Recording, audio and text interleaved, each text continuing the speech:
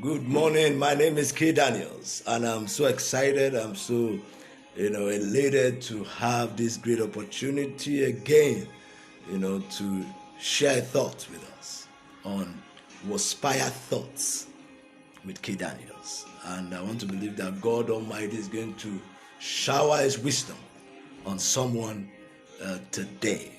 This month, the month of March, today is the 10th of March, and in the month of March, God has vowed to cause us to experience noiseless breakthroughs via the inoculation of divine wisdom. And as divine wisdom comes on you today, expect strange dimensions of outpourings in the mighty name of Jesus. Today I'm going to be sharing with us something that came to me twice. Once I was speaking to ministering to Covenant University students, and God opened the heavens, and I shared some bits on the WhatsApp group yesterday, and even for those of us on our Facebook group, you would have seen the write-up. And it came again this morning, so strong, and I felt like just doing a video. And I believe, God, that you are going to be inspired by this revelation of truth. Because every time revelation comes, there's always a transformation. There's always a transformation. It has a way of keeping you awake.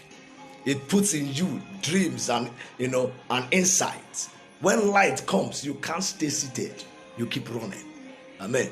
Running onto a greater goal. This one thing I do, forgetting those things which are behind and reaching forth to those things which are ahead. That is going to be your testimony today as you hear this brief charge, which I have tagged the mystery of fellowship in the Spirit. The mystery of fellowship in the Spirit. When you fellowship in the what does it mean to fellowship in the Spirit? It's one of the great mysteries that has come to me in time, and I want to bless God for this great mystery. This mystery will cause a dramatic shift in your mentality today, in the mighty name of Jesus. When God created man, He said, "Let us create man in our own image and after our own likeness, and let them have dominion." Let them have dominion. So God's original purpose is for man to have dominion on the face of the earth, to colonize earth, as it were. So God did something. God looked at Himself and said, "Let us make man." And God spoke to Himself, and that the Spirit came alive. The Spirit called man, the Spirit man. And then, because man's territory, man's field of or sphere of influence was not heaven but earth. So God went to earth, spoke to the earth, and the earth brought forth an earth suit. And God took the man, the spirit man, which was born in heaven. The spirit man was born in heaven because he came out of God and was his first point of call was heaven. And then God took the man from heaven and put him in a head suit. And this man from heaven entered this man of the earth, and it became a living soul. A living soul. So this living soul that was an aftermath of the spirit man entering into the earth suit, but something God said was that it was by His breath. So this spirit man was injected into the earth suit by the breath of God. So which means when God sneezes, man feels it. When God sneezes, man feels it. So man and God were, as it were, in fellowship.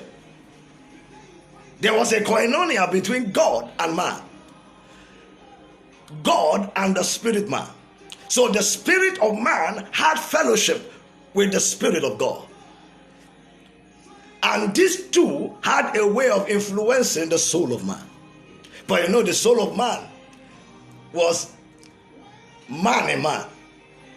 So this soul takes instructions from the spirit of man. The spirit of man takes instructions from the spirit of God.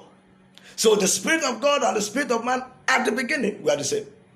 Were one and the same. They were in close relationship. They were in close fellowship. But something happened. There was an interjecting force. There was an evil force that came and created God said, the day you eat of this fruit, you shall surely die. So it's either man died or God lied. And we know that by two beautiful things, it is impossible for God to lie. Because when God says something white is black, it is black. It will become black. When he says something green is yellow, it will become yellow. That is the nature and characteristics of God. So God can never be wrong. God can never lie. God can never change his mind, because what he says is what he creates. So somehow man messed up, and the fellowship of the spirit was broken. The fellowship of the spirit was broken. So the spirit man was left isolated. It was the spirit man that was now sensing what was available to inspire the soul. And the soul comprises of 5 elements: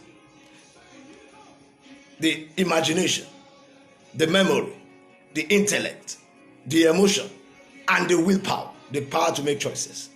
These 5 constitute what I call the spirit of the soul. And the spirit man, man himself is a spirit. But for him to relate with earth, it needs the activation of the different components of the soul. So the spirit man began to influence the imagination of man. That's why God said from his youth, his imagination was evil. Because immediately after the fall, the only source of good imagination, which is God, are departed. So it started influencing man's imagination, started influencing his memory, started influencing his emotions, started influencing his intellect, and started influencing his willpower to make choices. So man began to make all kinds of wrong choices until Jesus came. Jesus came, and what he came for was to restore the fellowship of the Spirit. He came to restore. When you give your life to Jesus and you accept him as your Lord and Savior, what you have done is that you have allowed that breath of God to be restored in you. And when you are now baptized by the Holy Ghost comes into you to train up your spirit man. Because your spirit man is so used to earth, it has almost, if not absolutely, forgotten about heaven. The only thing he knows about heaven is that he yearns for heaven, but it's not really connected and rooted to heaven. So by the help of the Holy Spirit begins to communicate, begins to try to create a fellowship with our spirit man. That spirit man. So every time you begin to speak in tongues, when you begin to speak in tongues, what you are doing is that you are making the Holy Ghost speak and train your spirit man. So the more you speak, he said, building up your what? Your most holy faith. Praying in the Holy Ghost. As you are praying in the Holy Ghost, your spirit man is sharpening up. It's being sharpened up by the Holy Ghost. The more you pray in tongues, the more your spirit, this Holy Spirit, speaks to your spirit man.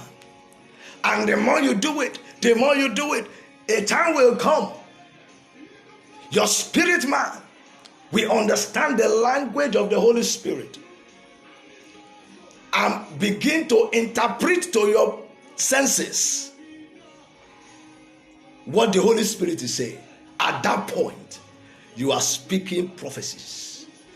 Prophecy is being able to capture the dictates of the Holy Spirit. That is your spirit man being able to capture the dictates of the Holy Spirit and then translating it to the portion of your soul that interprets them with understanding.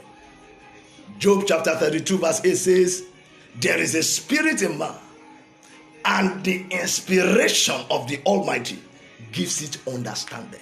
That inspiration, that is the fellowship, the koinonia, this fellowship between the Holy Ghost and your spirit man, gives your spirit man understanding to the point that your spirit man begins to interpret clearly what the Holy Ghost is saying in tongues, and you begin to speak in your own language or in English or whatever exactly what you would have said in tongues.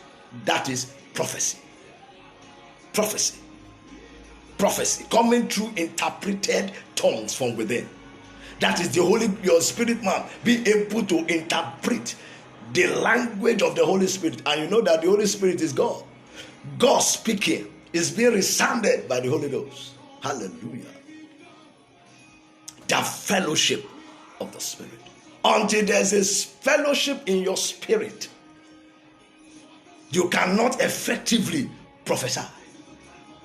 When you get to that point of prophecy, which is born out of a fellowship of the Holy Spirit and your spirit man, you become sharper in your imagination. You become sharper in your memory. You become sharper in your intellect. You become sharper in your emotions. You become sharper in the way you make choices. Something is going to break loose in your life this week. Today. God is going to be showing up. These few nuggets is going to cause you to break loose into strange dimensions in this great month of March. The wisdom of God will cause you to break through noiselessly. Every door that have been shut against you, I decree they will blast open today in the name of Jesus. But crave a fellowship in the Spirit. If you are born again, crave a baptism of the Holy Ghost so that your spirit man can receive the teacher spirit. He will train up your spirit to understand the voice of God, and the voice of God will lead you in the path of God. God bless you.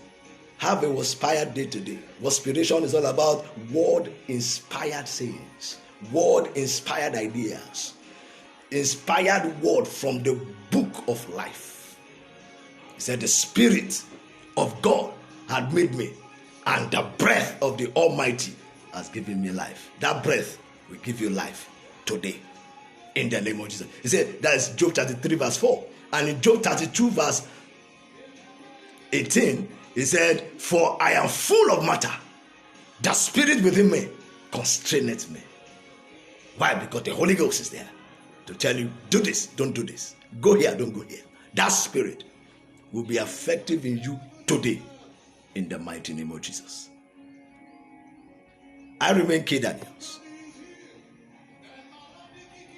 and I wish you a glorious day today. Favor will go with you. In your office, favor will sit with you. In the name of Jesus Christ. Have a WORDSPIRED day and good morning.